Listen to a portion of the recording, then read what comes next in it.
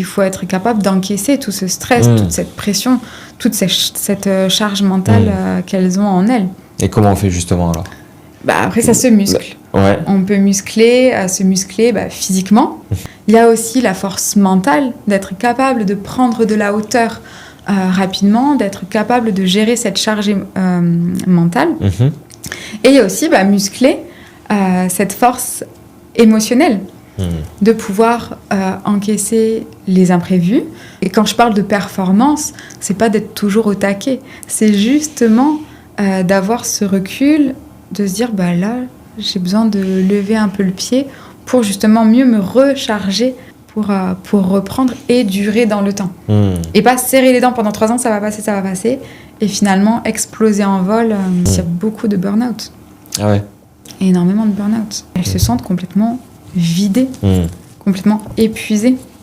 Et elles ont plus l'énergie physique d'aller marcher. Elles ont plus l'énergie émotionnelle de profiter de leur partenaire, de leur enfant. Et mentalement, ça cogite tout le temps. Elle peut se réveiller en pleine nuit, il y a ça à peaufiner. Donc en fait, c'est un peu comme un interrupteur on-off pour la partie physique. Elles donnent tout, elles tiennent parce qu'il faut tenir.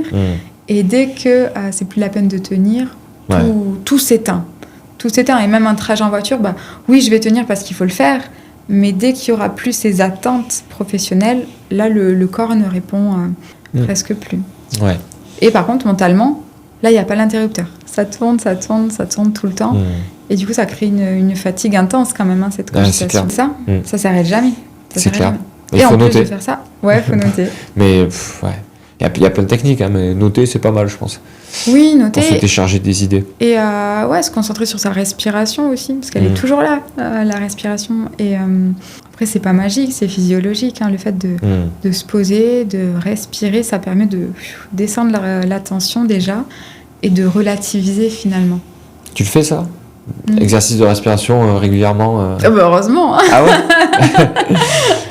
C'est mon métier, ouais. Je me dis, si je pratique pas ce que je propose, ça sert à rien.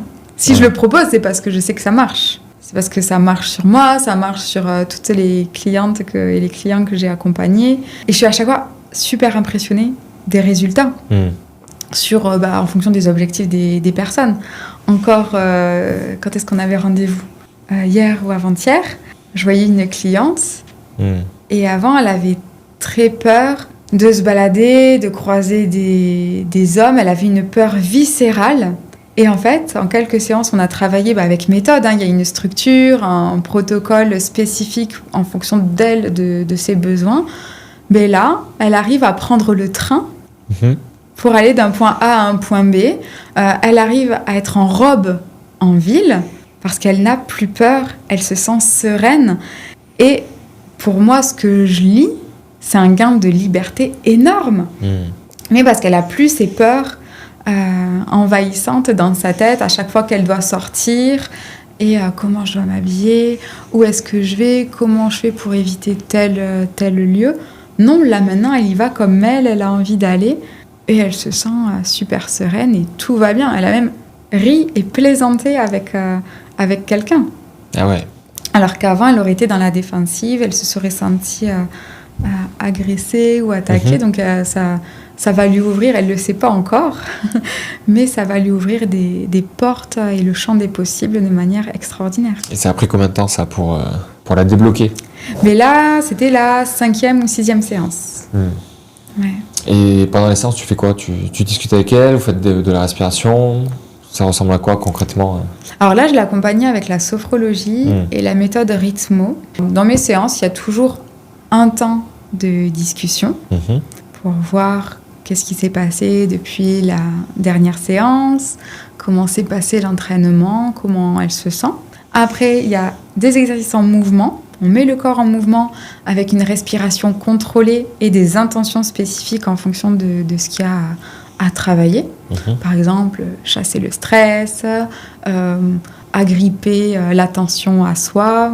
Il y en a des milliers. Ça, c'est la créativité qui va être la limite. Et après, il y a une visualisation positive, où là, j'accompagne la personne, je la guide à un état de conscience amplifié. Elle est entre la veille et le sommeil. Et là, tout ce qui se vit dans cet état de conscience modifié, le cerveau l'intègre comme si ça se passait pour de vrai. Donc, c'est-à-dire que, par exemple, elle avait besoin à un moment donné de ressentir de la sérénité.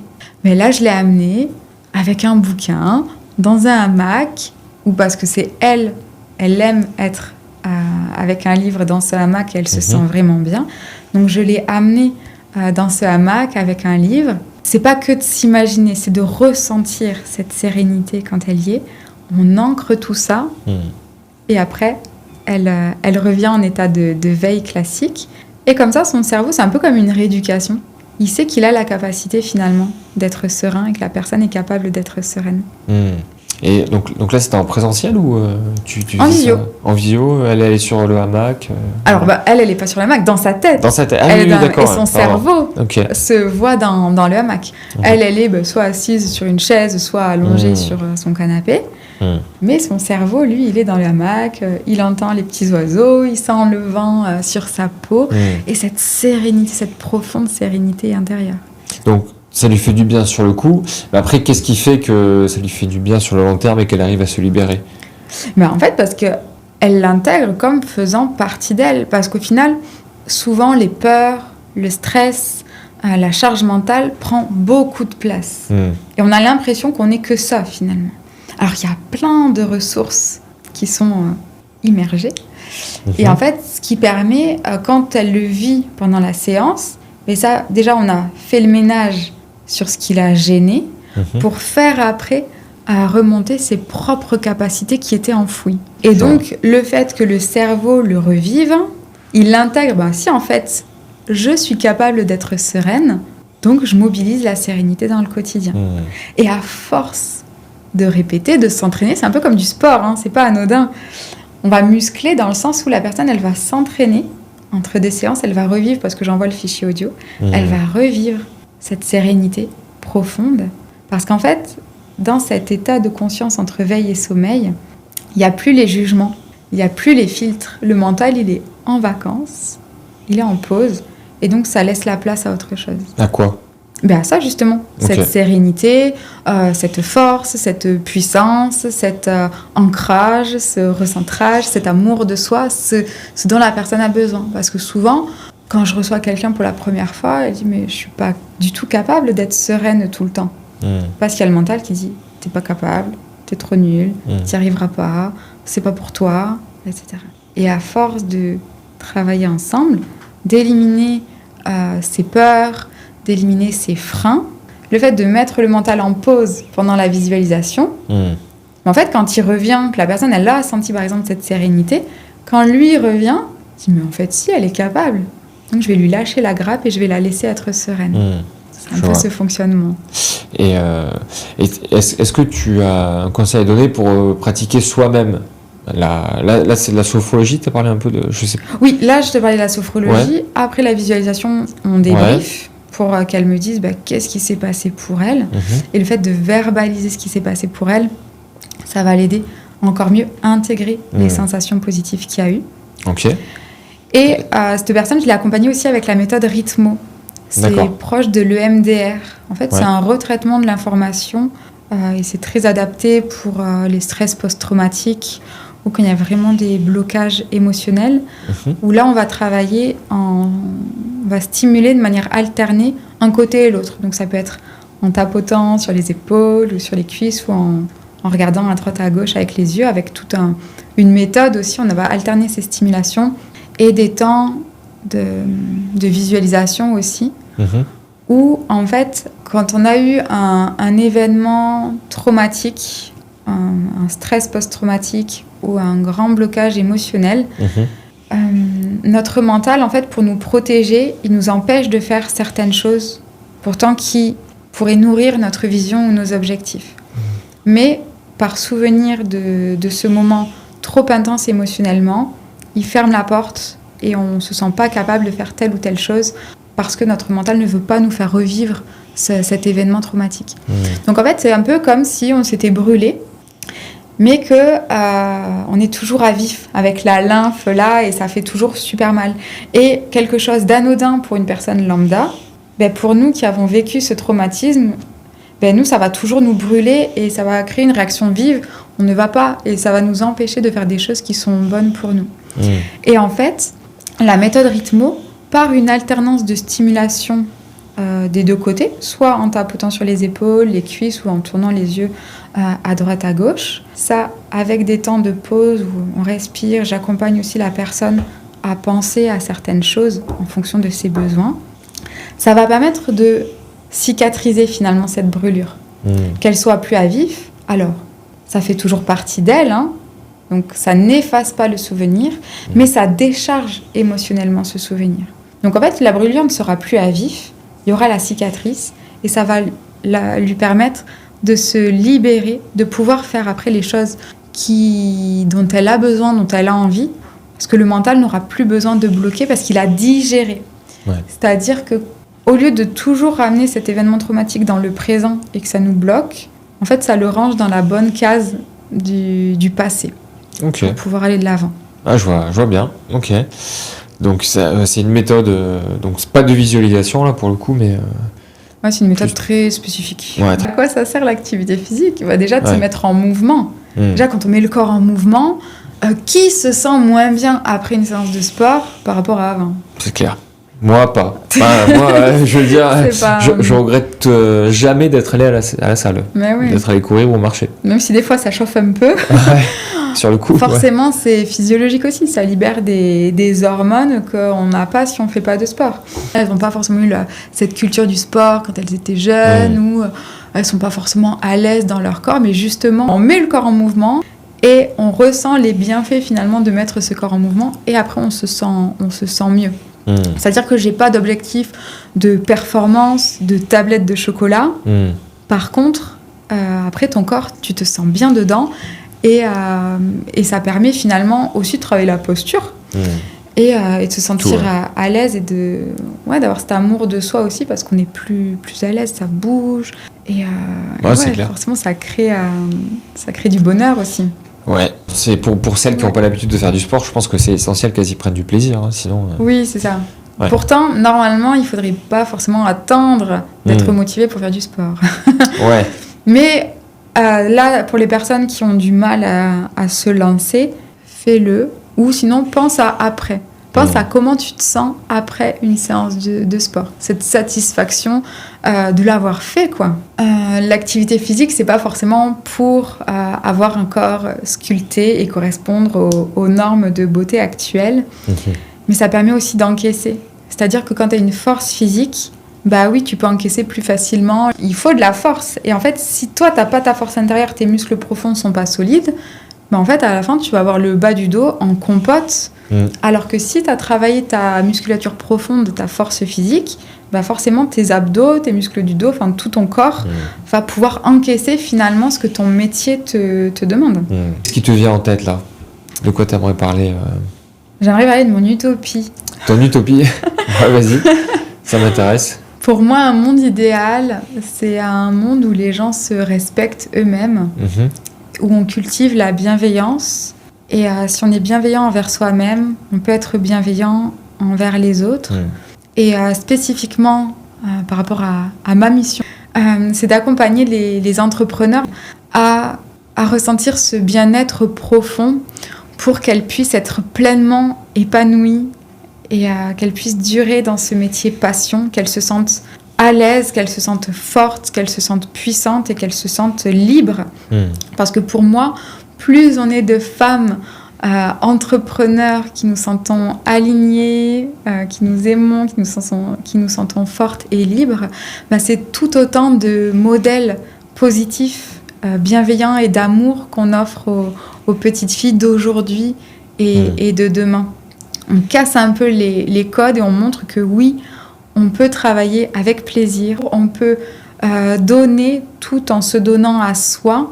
Et oui, les filles, vous pouvez aussi le faire. C'est vraiment de créer cet océan de bienveillance et de force, autant intérieure qu'extérieure, qui va porter finalement et inspirer les petites filles pour qu'elles aussi, elles puissent vaguer là où bon leur semble et ce qui les fait vibrer à elles et pas forcément ce qu'elles pensent qu'on attend d'elles. Belle utopie. Et t'as une fille en plus, toi, non? Oui, j'ai une fille, oui. Elle a quel âge? Elle a 4 ans et demi. Ah oui, elle commence à grandir. Ouais. Bon. C'est beaucoup de bonheur et je suis heureuse de construire ça pour moi et pour elle aussi. Ah oui. Qu'elle voit que tout est possible, en fait. Tout est possible. À partir du moment où on le fait avec le cœur, avec un train, avec amour, tout est possible. C'est clair. Et ça, tu l'as compris depuis longtemps? Oui, alors j'ai ouvert mon premier livre de développement personnel vers 17 ans. Ah oui. Du fait de mon vécu. Et ça m'a sauvée, je pense. Ouais, j'étais vraiment dans un environnement que j'estimais très négatif. J'ai commencé par la PNL. Quand j'ai compris que j'avais le pouvoir sur mes propres pensées, ça m'a beaucoup aidée. Après, c'était beaucoup de travail. Beaucoup de prise de conscience et beaucoup d'entraînement. Mais maintenant, ça y est, ça fait partie de moi. Et c'est génial. Et c'est vrai que souvent, il faut un déclic pour les gens. Certaines, ça va être le burn-out, ça peut être une maladie, un décès. Finalement, oui, c'est dur à encaisser sur le coup, mais ça peut être aussi un fabuleux tremplin pour finalement s'autoriser à être heureuse et à prendre sa place. Carrément. Ce qui est chouette, c'est que maintenant, avec les réseaux sociaux, avec toutes les connaissances qu'on a en neurosciences, etc., en fait, on n'est pas obligé d'attendre le burn-out pour se sentir mieux et pour finalement s'accepter entière telle qu'on est et gérer son énergie et ce qu'on donne. Et en plus, il y a des outils de connaissance de soi maintenant qui sont fabuleux. Enfin, le Human Design nous donne une carte, un GPS finalement, de qu'est-ce qui est bon pour nous, comment utiliser notre énergie pour kiffer, pour aimer ce qu'on est en train de faire et pas finalement dire oui à tout au détriment. Et finalement, en plus, ça marche moins bien. Donc, il y a des fabuleux outils maintenant qui nous permettent de prévenir et de ne pas attendre finalement le burn-out ou pire pour finalement prendre les rênes et garder le contrôle finalement de ce qu'on veut vraiment et de notre mission finalement. C'est clair. Et on a un accès à l'information qui est fou, oui. Qui est infini. Bon, il y a beaucoup d'informations, il faut faire le tri et tout, mais on a de la chance. C'est vrai que le fait d'avoir beaucoup d'informations comme ça, c'est à double tranchant. C'est soit ça nous angoisse parce qu'on ne sait pas, on se perd finalement dans toutes les infos, mais quand on trouve la bonne personne ou la bonne méthode, ou plusieurs, mais de rassembler pour ne pas s'éparpiller, pour pouvoir se recentrer encore mieux sur soi. Et qu'après, on ne se laisse plus finalement envahir par l'extérieur et on peut tracer notre route parce qu'on sait qu'on est aligné, on sait pourquoi on fait les choses, pour qui on le fait. Et en fait, c'est trop facile. Mais c'est cool aussi quand c'est facile. Il n'y a pas forcément besoin de travailler dur pour y arriver. C'est bon signe aussi, parfois, quand c'est facile. Exactement. C'est-à-dire que c'est une voie qui nous correspond plutôt bien. Oui. Alors, c'est pas parce que c'est facile que c'est simple. Mais déjà, quand ça nous épuise pas, parce que je suis sûre que tu as des choses qui sont faciles pour toi et qui vont être difficiles pour d'autres personnes. Ouais, c'est clair. Et c'est justement de faire ce qui est facile pour toi, mais forcément, c'est un peu ta zone de génie. Quand tu connais ta zone de génie, toi, tu le fais avec fluidité, avec facilité, mais ça va pas être simple forcément pour tout le monde. Et aussi, des fois, la difficulté, ça va être de tenir et d'être régulier dans ce qu'on fait. C'est clair. Un petit peu de discipline quand même. Un petit peu, ouais. Mais déjà, cibler sa zone de génie et s'entraîner dans cette zone-là, je pense que c'est un bon début. Mais complètement. Ah oui, parce que quand on force, de toute façon, c'est pas aligné, ça se sent et ça marche moins bien forcément. C'est clair.